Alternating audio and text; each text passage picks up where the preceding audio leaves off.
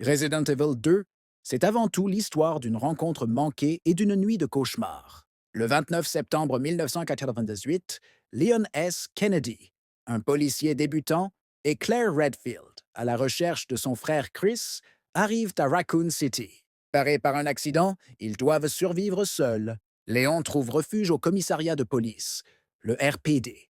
Mais le lieu est un piège mortel. Le lieutenant Marvin Branagh, mourant, l'informe de la situation avant de succomber. Léon y rencontre la mystérieuse Ada Wong, une espionne qui le manipule pour obtenir un échantillon du virus G. Leur parcours est sans cesse entravé par le Tyrant, une arme biologique implacable surnommée Mr. X. De son côté, Claire explore aussi le commissariat avant de découvrir un passage vers l'orphelinat.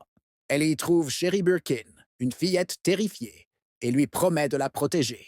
Son enquête l'amène à affronter le chef de la police, Brian Irons, un homme corrompu, travaillant pour Umbrella Corporation. Le drame familial des Birkin est au cœur de la tragédie.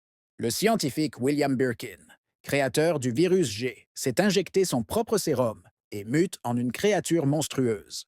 Sa femme, Annette, tente de contenir la situation, tandis que leur fille Sherry est devenue un enjeu majeur. Finalement, Léon et Claire se retrouvent dans le laboratoire souterrain Nest. Ils y découvrent la vérité sur les expériences d'Umbrella et les véritables motivations d'Ada.